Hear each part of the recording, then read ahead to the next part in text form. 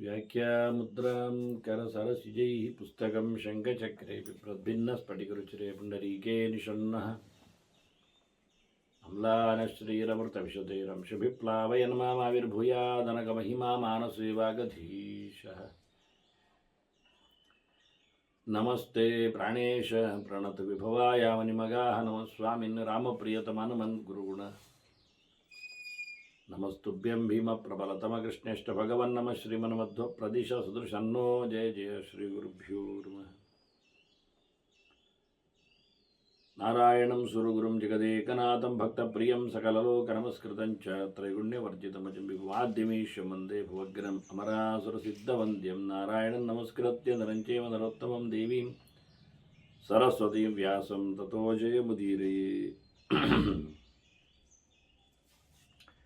ವೇದವ್ಯಾಸುರ ಮಹಾಭಾರತದ ಚಿಂತಕರಿಗೆ ವಂದನೆಗಳು. ಶಾಂತಿ ಪರ್ವದ 514ನೆಯ ಪ್ರವಚನ. ಮತ್ತೆ ವ್ಯಾಸರ ಬಗ್ಗೆ ಚಿಂತನೆಯನ್ನು ಇಲ್ಲಿ ನಡೆಸಿಕೊಡ್ತಾರೆ. ಜನಮೇಜಯನಿಗೆ ಶಾಸ್ತ್ರಗಳಲ್ಲಿನ ಏಕವಾಕ್ಯತೆದೆಡೆಗೆ ಪ್ರಶ್ನೆ ಬಂದಿತ್ತು. ಅವರು ಏಕಾಂತ ಭಕ್ತರು ಎಲ್ಲ ಶಾಸ್ತ್ರಗಳ ಒಕ್ಕೊರಳವಾದವಾಗಿ ಭಗವಂತನ ಉಪಾಸನೆ ಮಾಡುವ ಪದ್ಧತಿಯನ್ನು ಪಾಂಚರಾತ್ರಿಕವಾಗಿ ಕೇಳಿಕೊಂಡಾಗ ಇವೆಲ್ಲ ಬೇರೆಯೇ ಎನ್ನುವುದಾಗಿ ಕೇಳಿಕೊಂಡ. ಅದಕ್ಕೆ ಉತ್ತರಿಸಬೇಕು ಅಂತ ವೈಶಂಪಾಯನರು ಹುಮ್ಮಸ್ಸಿನಿಂದ ಚಿಂತನೆಗೆ ತೊಡಗಿ ತಮ್ಮ ಗುರುಗಳನ್ನು ವ್ಯಾಸರನ್ನು ಯೋಚನೆ ಮಾಡುತ್ತಾರೆ. ಅವರ ಬಗ್ಗೆ ಚಿಂತನೆಯನ್ನು ನೀಡುತ್ತಾರೆ. ವ್ಯಾಸರು ಸತ್ಯವತಿಯಲ್ಲಿ ಪರಾಶರರಿಂದ ಹುಟ್ಟಿ ಬಂದಿದ್ದಾರೆ, ದ್ವೀಪದಲ್ಲಿ ಅವರು ಅವತರಿಸಿದ್ದಾರೆ ಅಂತ ಹೇಳಿಕೊಂಡು ವೇದ ವಿಭಾಗವನ್ನು ಮಾಡಿದ್ದಾರೆ. ಅಂತಹ ವ್ಯಾಸರಿಗೆ ನಾನು ಗುರುಗಳಿಗೆ ನಮಿಸಿದ್ದೇನೆ ಅಂತ ಹೇಳ್ತಾ, ಪಿತಾಮಹದ್ಯಂ ಪ್ರವದಂತಿ ಷಡ್ಕಂ ಮಹರ್ಷಿ ಮಾರ್ಷೇಯ ವಿಭೂತಿಯುಕ್ತಂ. ಋಷಿ ಪರಂಪರೆಯಲ್ಲಿ ಬೆಳಗಿದ ದೊಡ್ಡ ವ್ಯಕ್ತಿ ಪರಂಪರೆಯಲ್ಲಿ 6ನೇ ತಲೆಮಾರಿನವರು ಅಂತ ಹೇಳ್ತಾರೆ. ಎಲ್ಲಿಂದ ಹುಟ್ಟಿ ಹಿಂದೆ ಪರಾಶರರಿಂದ ಸತ್ಯವತಿಯಲ್ಲಿ ಬಂದದ್ದು ಹೇಳುವಾಗ ಪಿತೃಕನ್ಯೆಯಲ್ಲಿ ಬಂದಿದ್ದಾರೆ ತಿಳಿಸಿಕೊಟ್ಟಾಗ ಎಲ್ಲಿ ಏನು ಬಂತು ಅಂತ ಹೇಳುವಾಗ ಆರಂಭದಲ್ಲಿ ನಾರಾಯಣ ಇದ್ದಾನೆ. ನಾರಾಯಣನ ನಾಭಿಕಮಲದಿಂದ ಅದೇ ಪದ್ಮಜನಾಗಿ ಚತುರ್ಮುಖ ಬಂದಿದ್ದಾನೆ. ಅವನಿಂದ ಉಸಿರಿನಲ್ಲಿ ವಸಿಷ್ಠರು ಹುಟ್ಟಿದ್ದಾನೆ.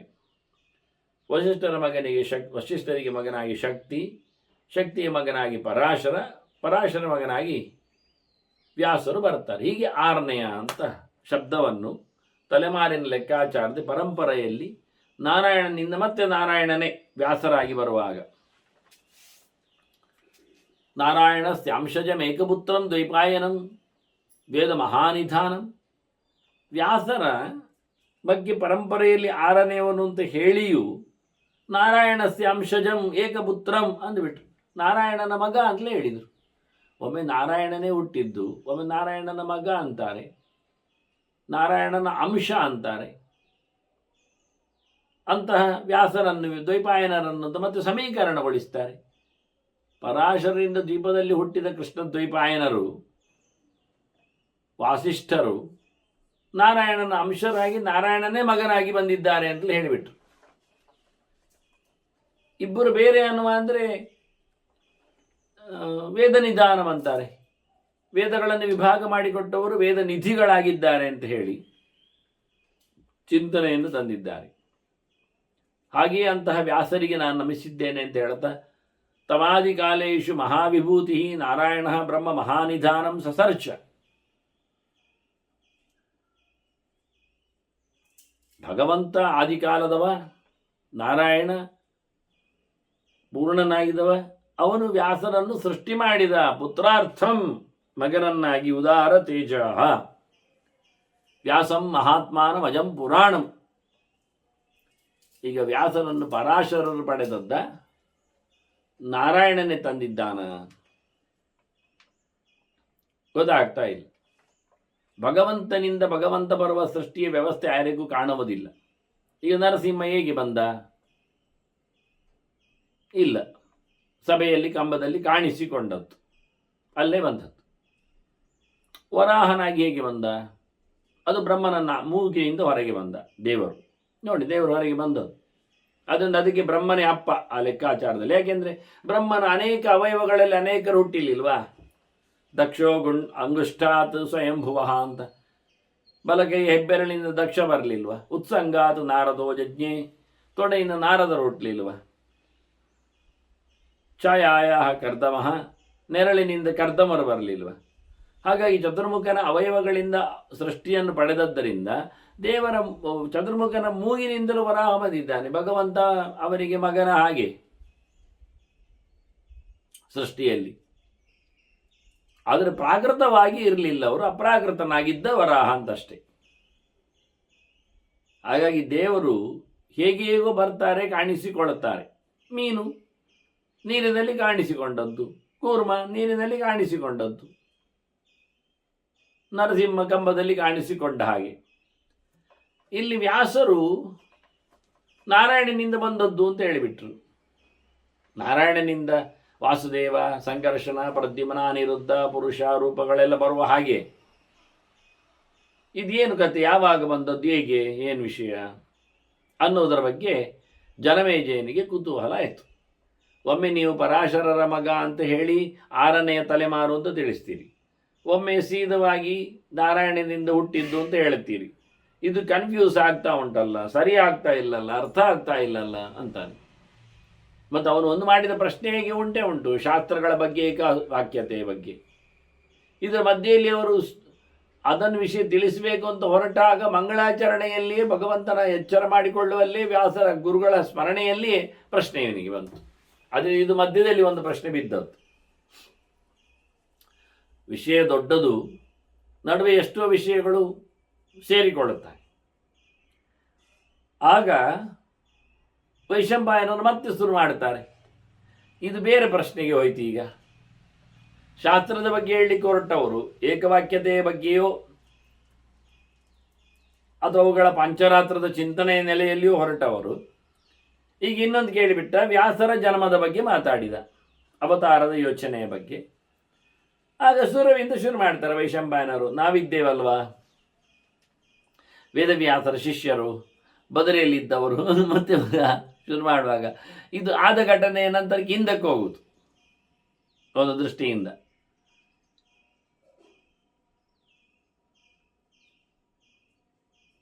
ಹಿಂದೆ ನೋಡುವ ಕ್ರಮ. ಈಗ ವೈಶಂಪಾಯನರು ಜನಮೇಜಯನಲ್ಲಿ ಹಸ್ತಿನಪುರದಲ್ಲಿ ಭಾರತ ಹೇಳುತ್ತಾ ಇದ್ದಾರೆ. ಭಾರತ ಹೇಳುವಾಗ ವೇದವ್ಯಾಸರ ಮಕ್ಕಳ ಚರಿತೆಯಾಗಿ, ಪಾಂಡು ಧೃತರಾಷ್ಟ್ರದ ಚರಿತೆಯಂತೆ ಮೊಮ್ಮಕ್ಕಳ ಚರಿತೆಯಾಗಿ, ಪಾಂಡವರ ಕೌರವರ ಕಥೆಯಂತೆ ಹೇಳುತ್ತಾ ಇದ್ದಾನೆ ಹಳೆಯವನಾದ ವ್ಯಾಸ. ಆಗ ಅಲ್ಲಿಂದ ಹಿಂದಕ್ಕೆ ವ್ಯಾಸರು ಹುಟ್ಟನ್ನು ಹೇಳಿಬಿಟ್ಟಿದ್ದ, ಪರಾಶರರಿಂದ ಎನ್ನುವುದೆಲ್ಲ ಚಿಂತನೆಯನ್ನು, ಅದು ಹಿಂದಕ್ಕೆ ಹೋಯಿತು ಬಹಳಷ್ಟು. ಈಗ ಇನ್ನು ಹಿಂದಕ್ಕೆ ಅಂದ್ರೆ ಇನ್ನು ಸೃಷ್ಟಿಯಲ್ಲಿ ವ್ಯಾಸರು ಬರುವಾಗಲೇ ನಾವು ಬಂದ ನಂತರ ನಾವೆಲ್ಲ ಸೇರಿಕೊಂಡೇವಲ್ವ ಹಿಮಾಲಯದ ತಪ್ಪಲಿನಲ್ಲಿ, ಆಶ್ರಮದಲ್ಲಿ. ನಾವು 4 ಜನ, ಪೈಲ, ಜೈಮಿನಿ, ಸುಮಂತು, ನಾನು, ವೈಶಂಪಾಯನ. ನಾನು ಅಂದರೆ ಅವನು ಹೇಳುದು ವೈಶಂಪಾಯನ ಕಥೆ ಹೇಳ್ತಾ ಇದ್ದಾನೆ. ಮತ್ತು ನಮ್ಮೊಟ್ಟಿಗೆ ಗುರುಗಳ ಮಗ ಶುಕಾಚಾರ್ಯ, ಶುಕ. ಇಷ್ಟೆಲ್ಲ ನಾವು ಜನ 5 ಜನ. ಅದರಾಚೆಗೆ 6ನೇ ಶಿಷ್ಯ ಬರಬಾರದು ಅಂತ ನಾವು ಕೇಳಿಕೊಂಡಿದ್ದೇವೆ. ಹಾಗಾಗಿ ನಾವೇ ಫೇಮಸ್, ಸಾಕಾಗ್ತದೆ 5 ಜನ ನೋಡಿ. ವ್ಯಾಸರ ಶಿಷ್ಯರು, ಖಾಸಾ ಶಿಷ್ಯರು. ಹಾಗಾಗಿ ನಾವು ಎಲ್ಲ ಸೇರಿಕೊಂಡೆವು. ಏಬಿ ಪರಿವೃತೋ ವ್ಯಾಸ ಶಿಷ್ಯೈ ಪಂಚವಿರುತ್ತಮೈ. ನಾವು ಉತ್ತಮವಾದಂಥ 5 ವಿದ್ಯಾರ್ಥಿಗಳು ಅಂತ ಹೇಳುತ್ತಾ ಇದ್ದಾನೆ. ಹೇಗೆ ಕಾಣ್ತಾ ಉಂಟು ವ್ಯಾಸರು ಕೇಳಿದರೆ, ಶುಶಿಭೆ ಹಿಮವತ್ಪಾದೆ ಭೂತೈ ಭೂತವದೇರ್ಯಥಾ ಹೇಳುವಾಗ ಬಾರಿ ಗೌಜ ಹೇಳ್ತಾನೆ. ಭೂತಗಳ ಜೊತೆಯಲ್ಲಿ ಸೇರಿಕೊಂಡ ಭೂತೇಶನಂತೆ ಕಾಣ್ತಾ ಇದ್ರು ಅಂತ. ಒಳ್ಳೆಯದು, ನಮಗೆ ಶಬ್ದಗಳೆಲ್ಲ ಬಾರಿ ಚಂದ ಕಾಣ್ತಾವೆ. ಈ 5 ಭೂತಗಳು ಸೇರಿ ನಡುವೆ ದೊಡ್ಡ ಭೂತ ಹಾಗೆ ಕಾಣ್ತದೆ ವ್ಯಾಸರು ಅಂತ ಹೇಳಿಬಿಟ್ಟೆ. ನಮಗಾದರೆ ತಮಾಷೆ ಮಾಡಿದರೆ ಆಗ್ತದೆ, ನಾವು ಬೈತಿದ್ದೇವೆ. ಈಗೆಲ್ಲ ಹೇಳುದ ಗುರುಗಳಿಗೆ, ನೀವು ವಿದ್ಯಾರ್ಥಿಗಳು ಅಂತ. ಹಾಗಾಗಿ ನಾವು ಇದು ಭಾಳ ಚಂದವಾಗಿ ಹೇಳ್ತಾನೆ. ಭೂತಗಳು ಅಂದರೆ ಪಂಚಭೂತಗಳು ರೀ ಹೌದು, ಪಂಚಭೂತಗಳು ನಮಗೆ ಗೊತ್ತುಂಟು, ನಂದಿಕೋಣ, ರಕ್ತೇಶ್ವರಿ. ಅದಲ್ಲ ಮಾರಾಯರೆ, ಬನದಲ್ಲಿರತಕ್ಕಂತಹ ಇವತ್ತಿನ ತುಳುನಾಡಿನ ಕತೆ ಅಂತ ಹೇಳಿಕೊಂಡು ನೀವು ಶುರು ಮಾಡಬೇಡಿ. ಅದಲ್ಲ, ಇದು ಮಣ್ಣು, ನೀರು, ಬೆಂಕಿ, ಗಾಳಿ, ಆಕಾಶ, ಇದು ಪಂಚಭೂತ. ಅದು ಪಂಚಭೂತ, ಮತ್ತು ಅದುವೇ ಅದು ನಮ್ಮ ಹತ್ತಿರದ್ದು, ನಮ್ಮ ಒಟ್ಟಿಗೆ ಇರುವಂಥದ್ದು. ಹಾಂ, ನಾವು ನಿಂತದ್ದೇ ಮಣ್ಣಿನ ಮೇಲೆ, ಮತ್ತೆಂಥದ್ದು, ಕುಡಿಯುವುದು ನೀರನ್ನೇ, ಮತ್ತು ಉಸಿರಾಡುವುದು ಗಾಳಿಯನ್ನು, ಮತ್ತು ಬಿಸಿ ಮೈಯಲ್ಲಿ ಇರ್ತದೆ, ಮತ್ತು ತಿಂದದ್ದು ಬೇಕಾದ ಆಚೀಚೆ ಹೋಗಲಿಕ್ಕೆ ಜಾಗ ಬೇಕಲ್ಲ, ಆಕಾಶ. ಹೀಗೆ ಪಂಚಭೂತಗಳಿಂದ ಸೇರಿದ ಭೂತದೊಡೆಯನಂತೆ. ಪಂಚಭೂತಗಳ ಒಡೆಯ ಯಾರು? ಭೂತೇಶ ಯಾರು? ಪಂಚಭೂತಗಳನ್ನು ಸೃಷ್ಟಿ ಮಾಡಿದವ ಯಾರು? ಅದು ಶಿವ.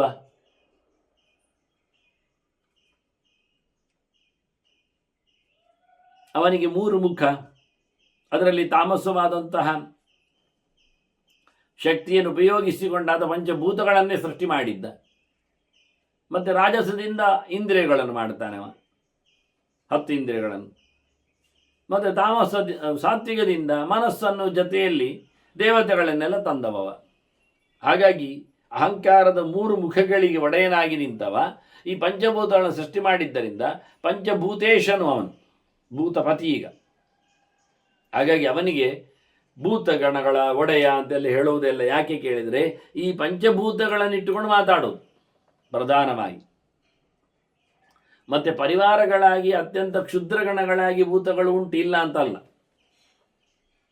ಅದಕ್ಕಿಂತ ಪ್ರಧಾನವಾದದ್ದು ಇದು, ಮುಖ್ಯವಾದದ್ದು. ಇಲ್ಲಿ ಎಲ್ಲ ದೊಡ್ಡ ದೊಡ್ಡ ಜನರೆಲ್ಲ ಬರ್ತಾರೆ. ಆಕಾಶಕ್ಕೆ ಗಣಪತಿ ಬರ್ತಾನೆ. ಅದಕ್ಕಿಂತ ಕೆಳಗೆ ಮತ್ತೆ ಬಂದಾಗ ವಾಯುಗಳಿದ್ದಾರೆ. ಅದಕ್ಕೂ ಕೆಳಗೆ ಬೆಂಕಿಯ ಮಗ ಪಾವಕಾದಿಗಳು ಬರ್ತಾರೆ. ಇನ್ನು ಕೆಳಗೆ ನಿಂತಾಗ ನೀರಿಗೆ ಸಲಿಲಪತಿಯಾದ ಬುಧ ಸಿಗ್ತಾನೆ, ಅವನಿನ್ನು ಕೆಳಗಿನವನಿ.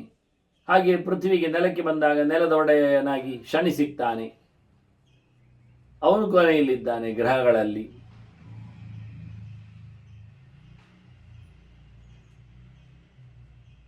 ಹೀಗಾಗಿ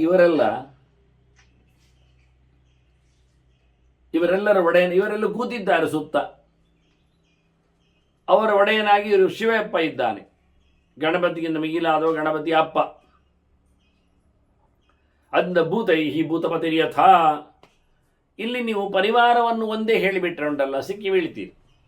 ಈ ಕೆಲವರೆಲ್ಲ ಒಂದೇ ಜನ, ನಾವು ಅದಕ್ಕೆ ಪ್ರತ್ಯೇಕ ಮಾಡಿದ್ದು, ಮೋಲ್ಡ್ ಚೇಂಜ್ ಮಾಡಿದ್ದೇವೆ ಅಷ್ಟೆ. ಒಂದೇ ವ್ಯಕ್ತಿಯನ್ನು ಇವತ್ತು ಬೇರೆ ರೂಪದಲ್ಲಿ ನೋಡ್ತೇವೆ. ನಮ್ಮ ಅಪ್ಪನನ್ನೇ ನಾವು ದಿನ ಸಮಾರಾಧನೆ ಮಾಡಲಿಕ್ಕೆ ಇಟ್ಟುಕೊಳ್ಳುತ್ತೇವೆ. ಒಂದಿನ ಅವರಿಗೆ ನಾವು ಬಟ್ಟೆ ಹಾಕ್ತೇವೆ, ಶಾಲು ಹೊದಿಸ್ತೇವೆ, ಅವರನ್ನು ನಾವು ವೈದಿಕ ವೇಷದಲ್ಲಿ ನೋಡ್ತೇವೆ. ಇನ್ನೊಂದು ದಿನ ಅವರಿಗೆ ನಾವು ಟೊಪ್ಪಿ ಹಾಕ್ತೇವೆ, ಕೋಟು ಬೂಟೆಲ್ಲ ಹಾಕಿ ಅವರನ್ನು ನಾವು ಆಡಳಿತಾಧಿಕಾರಿಗಳನ್ನಾಗಿ ನೋಡ್ತೇವೆ. ಮತ್ತೊಂದಿನ ಅವರನ್ನು ನಾವು ಧೋತ್ರದಲ್ಲಿ, ಆನಂತರ ಜುಬ್ಬದಲ್ಲಿ, ಕುರ್ತದಲ್ಲಿ, ಮೇಲೆ ಒಂದು ಸಣ್ಣ ರುಮಾಲಿನಲ್ಲಿ ಎಲ್ಲ ನೋಡ್ತೇವೆ. ಅದನ್ನು ವೈಶ್ಯರ ವೇಷದಲ್ಲಿ, ವ್ಯಾಪಾರಿಗಳ ವೇಷದಲ್ಲಿ. ಮೊದಲದಿನ ಖಾಲಿ ಮೈಯಲ್ಲಿ ಸ್ವಲ್ಪ ಕೆಲವೇ ಬಟ್ಟೆಗಳು, ಹಾಗೆ ಕ್ರಾಫ್ ಇಲ್ಲದ ತಲೆ ಕೂದಲು, ಅವರನ್ನು ಕೆಲಸದವರನ್ನಾಗಿ. ನಾವೊಬ್ಬನನ್ನೇ ಅನೇಕ ಪ್ರಕಾರಗಳಲ್ಲಿ. ಮತ್ತೊಂದು ದಿವಸ ನಾವು ಅವನಿಗೆ ಸನ್ಯಾಸಿ ವೇಷ ಹಾಕಬಹುದು. ಹೀಗೆ ಒಬ್ಬನಿಗೆ ನಾವು ವೇಷವನ್ನು ಹಾಕಿ ಅವನಲ್ಲಿ ನಾವು ಬೇರೆತನವನ್ನು, ಬೇರೆ ಧರ್ಮವನ್ನು ಗುರುತಿಸ್ತೇವೆ ಅಂತ ಹೇಳಿ, ವ್ಯಕ್ತಿಯೊಬ್ಬನೇ ಅಂತ ಹೇಳಿಕೊಂಡು ಶಿವನನ್ನೇ ಅವರು ಗಣಪತಿ ಅಂತಾರೆ. ಗಣಪತಿಯು ಶಿವನೇ ಅವನಂತಾರೆ, ಸುಬ್ರಹ್ಮಣ್ಯನು ಶಿವನೇ ಅಂತಾರೆ, ಮತ್ತು ಪಾರ್ವತಿಯು ಶಿವನೇ ಅಂತಾರೆ. ಬೇಕಾದರೆ ಅವನು ಸ್ತ್ರೀ ಹೌದು ಅಂತಾರೆ ಅವರು. ಒಂದೊಮ್ಮೆ ಅಪ್ಪನಿಗೆ ನಾವು ಅಮ್ಮನ ಸೀರೆ ಸುತ್ತಿಬಿಟ್ರೆ ಆ ವೇಷ ಮಾಡಲಿಕ್ಕೆ ಆಗೋದಿಲ್ಲ. ಅಮ್ಮ ವೇಷ ಅಪ್ಪನಿಗೆ ಇವತ್ತು ಮಾಡಲಿಕ್ಕೆ ಬರೋದಿಲ್ವ? ಹಾಗೆ ಕೇವಲ ಬ್ರಹ್ಮಚಾರಿ ವೇಷ, ಯತಿ ವೇಷ ಮಾತ್ರ ಆಗಬೇಕು ಅಂದುಂಟು. ಇದು ಆಗ್ತದೆ? ಆಗುವುದಿಲ್ಲ ಅಲ್ಲ. ಹಾಗಾಗಿ ಪಾರ್ವತಿಯು ಅವನೇ, ಹೆಸರು ಬೇರೆ ಅಷ್ಟೇ. ವ್ಯಕ್ತಿ ಒಂದೇ, ಶಕ್ತಿ ಒಂದೇ ಅಂತಾರೆ. ಹಾಗೆ ಹೇಳಿದರೆ ಈ ಶ್ಲೋಕ ಕೂಡಿಸುವುದು ಹೇಗೆ? ಭೂತೈಹಿ ಭೂತಪತಿರ್ಯಥ, ಪಂಚಭೂತಗಳಿಗೆ ಅಧಿಪತಿಗಳಾದ 5 ಸುತ್ತಲೂ ಕೂತಿದ್ದಾರೆ. ನಡುವೆ ಇವರು ಒಡೆಯನಾಗಿರತಕ್ಕ ಶಿವ ಮೆರಿತಾ ಇದ್ದಾನೆ, ಭೂತಪತಿ. ಹೇಗೆ ಹೇಳುದು ನಾವು? ಕೂತವನನ್ನು ಎಬ್ಬಿಸುವುದು ಹೇಗೆ? ಕೂತವಲ್ಲಿ ಆಕಾಶದ ಒಡೆಯ ಗಣಪತಿ ಇದ್ದಾನೆ. ಅವರಲ್ಲಿ ಪರಿವೃತನಾಗಿ ಆವೃತನಾಗಿ ಆವರಿಸಲ್ಪಟ್ಟು ಹೇಳುವಾಗ ಆವರಕವೇ ಅವನೇ ಆದರೆ ಆವರಕ್ಕೆ ಎಲ್ಲಿ ಉಂಟು? ಇಲ್ಲ ಆಗಿಬಿಡ್ತದಲ್ಲ. ಇದೇ ಕಷ್ಟ ಆಗುವುದು ಕೆಲವೊಮ್ಮೆ. ಮತ್ತೆ ನಾವು ಗಣಪತಿಯನ್ನು ಭವಪುತ್ರ ಅಂತ ಕರಿತೇವೆ, ಶಿವನ ಮಗ ಅಂತ. ಮತ್ತೆ ನಾವು ಶಿವನನ್ನು ಶಿವನ ಮಗ ಅಂತ ಕರಿತೇವ ಅಥವಾ ಗಣಪತಿ ಮಗ ಅಂತ ಹೇಳುತ್ತೇವ? ದಂತಿಪುತ್ರಾಯ ಅಂತ ಹೇಳಿಕೊಂಡು ಹೇಳುತ್ತೇವ? ಇಲ್ಲ, ಆಗುವುದಿಲ್ಲ. ಶಿವನ ಮಗ ಗಣಪತಿ ಹೇಳುವುದು ನಮಗೆ ಅರ್ಥ ಆಗ್ತದೆ. ಗಣಪತಿಯ ಮಗ ಶಿವ ಹೇಳಿದರೆ ಅದು ಎಂಥದ ತಪ್ಪು ಪ್ರಿಂಟ್ ಆಗಿದೆ ಅಂತ ಹೇಳ್ತಾರೆ, ಸರಿ ಮಾಡಲಿಕ್ಕೆ ಅಂತ ಹೇಳ್ತಾರೆ. ಅದು ಸಮ ಇಲ್ಲ, ಇವನಿಗೆ ಮಂಡೆ ಸಮ ಇಲ್ಲ ಮಾರೆ, ಗೊತ್ತಿಲ್ಲ ಅವನಿಗೆ. ಗಣಪನ ಮಗ ಅಂತೆ ಶಿವ, ಶಿವನ ಮಗ ಅಲ್ವಾ ಗಣಪತಿ ಅಂತ. ಮತ್ತೆ ಪಾರ್ವತಿಯನ್ನು ಗಣಪತಿ ಹೇಳಲಿಕ್ಕೆ ಆಗ್ತದ? ಅವರೇ ಹೇಳ್ತಾರೆ ಗಣಪತಿ ಸೃಷ್ಟಿ ಆಗಬೇಕಾದ್ರೆ ಪಾರ್ವತಿ ಮೀಲಿಕ್ಕೆ ಹೋಗಬೇಕು ಅಂತ. ಆಗಿರುವಾಗ ಪಾರ್ವತಿ ಗಣಪತಿ ಆಗುವುದು ಹೇಗೆ?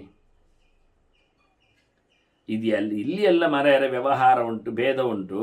ಅಲ್ಲಿ ಎಲ್ಲ ಒಂದೇ ಅವರು, ನಮಗೆ ಲೋಕಕ್ಕೆ ಮಾತ್ರ ಹಾಗೆ. ಹಾಗಾದರೆ ನಾವು ಅವರ ಲೋಕದಲ್ಲಿ ಹೋಗಿ ಕೇಳುವ, ಕೈಲಾಸದಲ್ಲಿ ಇರುವ, ಆಗ 2 ಇದ್ದಾರ 4 ಇದ್ದಾರೆಲ್ಲ ಕೇಳುವ. ನೀವೇ ಹಾಗೆ ಹೇಳ್ತೀರಿ ಅಲ್ಲ, ಒಳಗೋಗ್ಲಿಕ್ಕೆ ಬಿಡುವುದಿಲ್ಲ, ಅಲ್ಲಿ ನಂದಿ ಇದ್ದಾನೆ ಅಂತ. ಅದು ಶಿವನೇ ನಂದಿ ಆದರೆ ನಾವು ಅವನದ್ದೇ ನೋಡಿ ಕೈ ಮುಗಿದು ಸುತ್ತು ಬಂದು ಬರುವ ವಾಪಸ್ ಹಿಂದಕ್ಕೆ. ಎಲ್ಲ ಒಂದೇ ಅಲ್ವಾ? ಹಾಗಾದರೆ ವಾಹನ ಯಾರು ಅವನಿಗೆ? ಅದನ್ನ ಸುಮ್ಮನೆ ಸುಲಭದಲ್ಲಿ ಮುಗಿದು ಹೋಗುವುದಿಲ್ಲ ಕೆಲಸ. ಹಾಗಾದರೆ ಎಲ್ಲಿಯಾದರೂ ಒಂದೇ ಬಗೆ. ಇಲ್ಲಿ ಭೇದ ಇದ್ದರೆ ಅಲ್ಲಿಯೂ ಭೇದವೇ ಇರ್ತದೆ, ಇಲ್ಲಿ ಒಂದಾದರೆ ಅಲ್ಲಿಯೂ ಒಂದಿರ್ತದೆ. ಹಾಗಾಗಿ ಅದು ಸುಮ್ಮನೆ ಇಲ್ಲಿ ಮಾತ್ರ ಹಾಗೆ ಎಲ್ಲ ಒಂದೇ ಅಂತೆಲ್ಲ ಹೇಳಲಿಕ್ಕೆ ಆಗುವುದಿಲ್ಲ, ಆಗುವುದಲ್ಲ ಮತ್ತೆ. ಹೀಗಾಗಿ ಬಹಳ ಸ್ಪಷ್ಟವಾಗಿ ಎಲ್ಲ ಕಡೆ, ಇದು ಒಬ್ಬರಲ್ಲಿ ಮಾತ್ರ ಅಲ್ಲ, ಎಲ್ಲರ ವಿಷಯದಲ್ಲಿಯೂ ಪ್ರತ್ಯೇಕವಾಗಿ ವ್ಯವಸ್ಥೆಗಳು, ನವಗ್ರಹಗಳಿವೆ. ಹಗಲು ಹೋದ ನಂತರವೇ ರಾತ್ರಿ ಬರುವುದು. ಹಾಗಾಗಿ ನಿಶಾಕರ ದಿವಾಕರ ಅಂತಲೇ ಹೆಸರು ಅವರಿಗೆಲ್ಲ. ಅವನೇ ಇವನೇ ಎಲ್ಲ ಹೇಳಲಿಕ್ಕೆಲ್ಲ ಆಗುವುದಿಲ್ಲ, ಆಗುವುದೂ ಅಲ್ಲ. ಹೀಗಾಗಿ ಬಹಳ ಚಂದವಾಗಿ ಈ ಚಿಂತನೆಗಳು ಬಹಳ ಸುಂದರವಾಗಿ ನೆಲೆಗೊಂಡಿವೆ. ಇದೆಲ್ಲ ಆಧ್ಯಾತ್ಮಿಕವಾದ ಅರ್ಥಗಳಿಗೆ ಹೋದಾಗ ಮತ್ತು ಜೋರಿದೆ. ಭೂತಿಂಗದಾಹ ಭೂತಾಹ ಅಂತ ಒಂದು ಅರ್ಥ ಉಂಟು. ಸ್ವರೂಪಭೂತವಾದ ಸುಖವನ್ನು ಐಶ್ವರ್ಯವನ್ನು ಪಡೆದವರು ಮುಕ್ತರು ಅಂತ ಅರ್ಥ ಉಂಟು. ಪಂಚಭೂತರು ಅಂದರೆ ಪಂಚ ರೀತಿಯ ಮುಕ್ತರು. ದೇವ ಋಷಿ ಪಿತೃಪ ನರಾಹ ಇತಿ ಮುಕ್ತಾಸ್ತು ಪಂಚಧಾ ಅಂತ 5 ಪ್ರಕಾರದ ಮುಕ್ತರು ಇದ್ದಾರೆ. ಅವರನ್ನು ಗಮನಿಸಲಿಕ್ಕೆ, ಗುರುತಿಸಲಿಕ್ಕೆ ಆಗ್ತದೆ. ಹೀಗೆ 5 ಪ್ರಕಾರದ ಮುಕ್ತರ ಜೊತೆಯಲ್ಲಿ ಜಡಣದಲ್ಲಿ ಅತ್ಯಂತ ವಿಲಕ್ಷಣನಾಗಿ ಆ ಮುಕ್ತರ ಒಡೆಯನಾಗಿ ಮುಕ್ತಾನಾಂ ಪರಮಾಗತಿ ಅಂತ ಭಗವಂತ ಕಾಣುವ ಹಾಗೆಯೇ ನಾವೈವರು ಸುತ್ತುವರಿದಿದ್ದೇವೆ. ಮಧ್ಯದಲ್ಲಿ ವ್ಯಾಸರು ಪೀಠದಲ್ಲಿ ವಿರಾಜಮಾನನಾಗಿದ್ದಾರೆ ಅಂತ ಹಳೆಯ ಚಿಂತನೆಯನ್ನು ಮತ್ತೆ ಹೊಸದಾಗಿ ಅವರ ಹಿಂದಿನ ಗುರುಕುಲದ ಕತೆ ಶುರು ಮಾಡಿದರು ಜನಮೇಜಯರು. ಹಾಗೊಂದಾಯ್ತಲ್ಲ, ಅವರು ಎಂತ ಮಾಡೋದು ಅಂದರೆ, ನಾವು ಸುತ್ತ ಕುಳಿತಿದ್ದೇವಲ್ಲ, ಅವರು ವೇದಗಳನ್ನು ಹೇಳುವುದು. ವೇದಾನ್ ಆವರ್ತಯನ್ನು ಸಾಂಗಾನ್ ಭಾರತಾರ್ಥಾಂಶ ಸರ್ವಶಃ. ವೇದಗಳು ಅಂದಾಗ 4 ವೇದಗಳು ಅಲ್ಲ, ಋಗ್ಯಜು ಸಾಮ ಅಥರ್ವಗಳು ಮಾತ್ರ ಅಲ್ಲ, ಅವುಗಳ ಜೊತೆಯಲ್ಲಿ ಅವುಗಳ ಅಂಗಗಳನ್ನು ಇಟ್ಕೊಳ್ತಾರೆ. ಶಿಕ್ಷಾ, ವ್ಯಾಕರಣ, ಛಂದಸ್ಸು, ನಿರುಕ್ತ, ಜ್ಯೋತಿಷ. ಇದರಲ್ಲಿ ವೇದಗಳನ್ನು ಆವರ್ತನ ಮಾಡಲಿಕ್ಕುಂಟು, ಚಿಂತನೆ ಮಾಡಲಿಕ್ಕುಂಟು ವೇದಗಳನ್ನು. ಅದರೊಟ್ಟಿಗೆ ವೇದಗಳು ಅಂದಾಗ ಕೇವಲ ಪೌರುಷೇಯ ಅಪೌರುಷೇಯ ಮಾತ್ರ ಅಲ್ಲ, ಪೌರುಷೇಯವನ್ನು ಇಟ್ಕೊಳ್ಬೇಕು. ಇತಿಹಾಸ ಪುರಾಣ ಪಂಚಮ ವೇದ ನಾಮ ವೇದ. ಆದ್ದರಿಂದ ಮಹಾಭಾರತವನ್ನು ತೆರೆದಿದ್ದಾರೆ ಅವರು. ನೋಡಿ, ವೈಶಂಪಾಯನವರು ಮಹಾಭಾರತ ಹೇಳಿದ್ದು ಕತೆ ಈಗ ಇಲ್ಲಿ ಜನಮೇಜಯನಿಗೆ ಹಸ್ತಿನಪುರದಲ್ಲಿ. ಆದರೆ ಮಹಾಭಾರತ ಯಾವತ್ತಾಗಿದೆ? ವೇದ ವಿಭಾಗ ಮಾಡುವಾಗಲೇ ವೇದವ್ಯಾಸರಿಂದ ರಚನೆ ಆಗಿದೆ. ಈ ಜನಮೇಜಯನಿಗೆ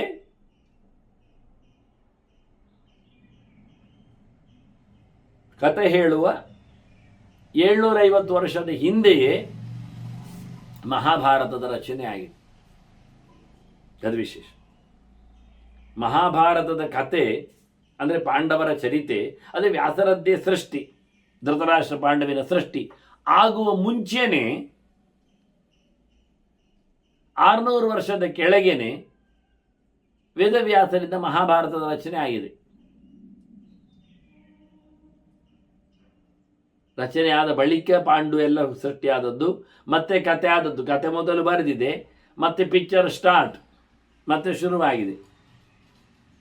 100 ವರ್ಷದ ಕತೆ ಬರೆದಾಗಿದೆ, 100 ವರ್ಷದ ರೋಲ್ ಪಿಕ್ಚರ್ ಆನ್ ಆಗಿದೆ ಮತ್ತೆ ಬರೆದು ಮುಗಿದ ನಂತರ. ಹಾಗಾಗಿ ಪರೀಕ್ಷಿತನ ಸಾವು ಮಾತ್ರ ಅಲ್ಲ, ತಕ್ಷಕನಿಂದ ಜನಮೇಜಯನ ಯಜ್ಞ ಅದು ಮುಂದುವರಿದಿದೆ ನೋಡಿ. ಅವರಿಬ್ಬರ ನಡುವೆ 50 ವರ್ಷ ಮಿನಿಮಮ್ ಇದೆ.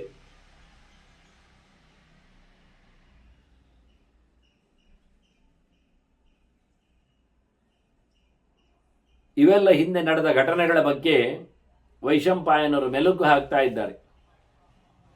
ಭಾರತದ ಅರ್ಥಗಳ ಬಗ್ಗೆಯೂ ಚಿಂತನೆ ಆಗ್ತಿತ್ತು ಅಲ್ಲಿ ಎಂದು ನೋಡಿ. ಟೆಸ್ಟ್ ಮಾಡಿಬಿಟ್ಟದ್ದಷ್ಟೇ ಅಲ್ಲ, ಅದರ ಬಗ್ಗೆ ಚಿಂತನೆ, ಚರ್ಚೆ. ಹಾಗಾಗಿ ವೈಶಂಪಾಯನರ ತಲೆಯಲ್ಲಿ ಎಲ್ಲ ಕೂತಿದೆ ಅದು ಭಾರತಗಳು, ಲಕ್ಷಗಟ್ಟಲೆ ಶ್ಲೋಕಗಳು. ನಾವು ಒಳ್ಳೆ ಕೇಳುತ್ತಾ ಇದ್ದೆವು. ತಮೇಕ ಮನಸಂ ದಾಂತಂ ಯುಕ್ತ ಹವಯಂ ಉಪಾಸ್ಮಹೆ.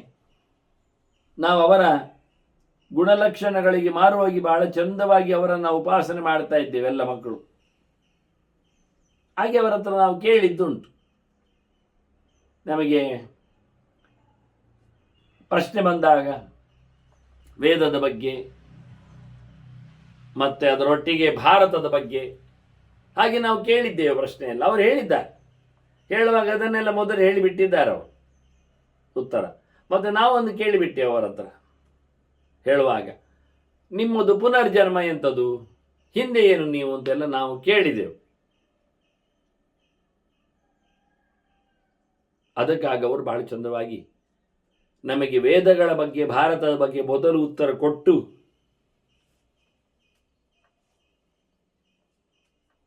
ತನ್ನ ಅವತಾರದ ಬಗ್ಗೆ ಗುಟ್ಟನ್ನು ನಮಗೆ ಹೇಳಿಬಿಟ್ಟಿದ್ದಾರೆ ಬಹಳ ಚೆನ್ನಾಗಿ. ಪೂರ್ವ ಮುಕ್ತವ ವೇದಾರ್ಥ ಭಾರತಾರ್ಥಾಂಶ ತತ್ವವಿತ್. ಯಥಾರ್ಥವಾಗಿ ಭಾರತದ ಅರ್ಥ, ಮಹಾಭಾರತದ ಚಿಂತನೆ ಜೊತೆಯಲ್ಲಿ ವೇದಗಳ ವ್ಯವಸ್ಥೆ, ಅದರ ಅರ್ಥಚಿಂತನೆ ಅದನ್ನೆಲ್ಲ ನಮಗೆ ಹೇಳಿ, ಮತ್ತು ತನ್ನ ಬಗ್ಗೆ ನಾರಾಯಣಾದಿದನ್ ಜನ್ಮ ವ್ಯಾಹರ್ತುಂ ಉಪಚಕ್ರಮೇ, ತಾನು ನಾರಾಯಣನಿಂದ ಹೇಗೆ ಹುಟ್ಟಿ ಬಂದದ್ದು ಅಂತ ಶುರು ಮಾಡಿದ್ದಾರೆ ಅವರು ಹೇಳಲಿಕ್ಕೆ. ಅದುಂಟಲ್ಲ, ಸೃಷ್ಟಿಯಾದ ಕಥೆಯಲ್ಲಿ ಚತುರ್ಮುಖ ಹುಟ್ಟಿದ್ದು ಪದ್ಮಜನಾಗಿ, ಪದ್ಮದಲ್ಲಿ ಬಂದ 7ನೆಯ ಲೆಕ್ಕಾಚಾರದಲ್ಲಿ ಸೃಷ್ಟಿಯಾದ ಚತುರ್ಮುಖ ಇದ್ದಾನೆ. ಅವನು ಬಂದ ಬಳಿಕ ಭಗವಂತ ಹೇಳಿದ ಅವನ ಹತ್ರ ಸೃಜ ಅಂತ, ಸೃಷ್ಟಿ ಮಾಡು ಅಂತ, ಸೃಜ ಪ್ರಜಾಹ ಅಂತ. ಆಯ್ತಿಂದ ಯೋಚನೆ ಮಾಡ್ತಾ ಇದ್ದಾನೆ ಬ್ರಹ್ಮದೇವ, ಸೃಷ್ಟಿ ಮಾಡು ಅಂತ ಹೇಳಿದ್ದಾನೆ ಜಗತ್ತನ್ನು, ಸ್ಥಾವರ ಜಂಗಮವನ್ನು. ದೇವರ ಹತ್ರ ಕೇಳಿಬಿಟ್ಟ ಬ್ರಹ್ಮ, ನನಗೆ ಶಕ್ತಿಯಲ್ಲಿಂಟು ಕಾಶಕ್ತಿ ಮಮ, ನನಗೆ ಶಕ್ತಿ ಉಂಟಾ ಅದೆಲ್ಲ ಮಾಡಲಿಕ್ಕೆ ಆಗ್ತಾ ಇಲ್ಲಲ್ಲ. ಹೌದಾ, ನಿನಗೆ ಶಕ್ತಿ ಇಲ್ವಾ? ಸರಿ, ಹಾಗಾದರೆ ನಿನಗೆ ಯಾವ ಶಕ್ತಿ ಬೇಕು ಅದನ್ನು ನಾನು ಕರುಣಿಸ್ತೇನೆ ಹೇಳಿ ಭಗವಂತ ಯೋಚನೆ ಮಾಡಿದ. ಚಿಂತೆಯಾಮಾಸ ದೇವೇಶ ಬುದ್ಧಿಂ, ಬುದ್ಧಿಯನ್ನು ಯೋಚನೆ ಮಾಡಿದ್ದಾನೆ. ಅವಳು ಬಂದುಬಿಟ್ಲು. ನಾರಾಯಣ ಯೋಚನೆ ಮಾಡಿದಾಗ ಸ್ವರೂಪಿಣಿ ತಥೋ ಬುದ್ಧಿ ಉಪತಸ್ಥೆ ಹರಿಂ ಪ್ರಭುಂ. ಸರ್ವಸಮರ್ಥನಾದ ನಾರಾಯಣನ ಹತ್ತಿರಕ್ಕೆ ಬುದ್ಧಿ ವನಿತೆ ವೇಷದಲ್ಲಿ ಬುದ್ಧಿಗುಣದ ದೇವತೆ ಬಂದಿದ್ದಾಳೆ. ಎಂತ ಮಾಡಬೇಕು?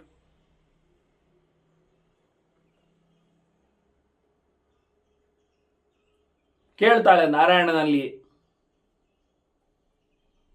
ನಾರಾಯಣ ಹೇಳ್ತಾನೆ, ಬ್ರಹ್ಮಾಣಂ ಪ್ರವಿಶಸ್ವ, ನೀನು ಬ್ರಹ್ಮದೇವರ ಒಳಗೆ ಹೋಗಬೇಕು. ಅವನಿಗೆ ಏನು ಮಾಡಬೇಕು ಅಂತ ಗೊತ್ತಾಗ್ತಾ ಇಲ್ಲ, ಹಾಗಾಗಿ ನೀನು ಅದಕ್ಕೆ ಬುದ್ಧಿಯನ್ನು ಕೊಡಬೇಕು ಅಂತ ಕ್ರಮ.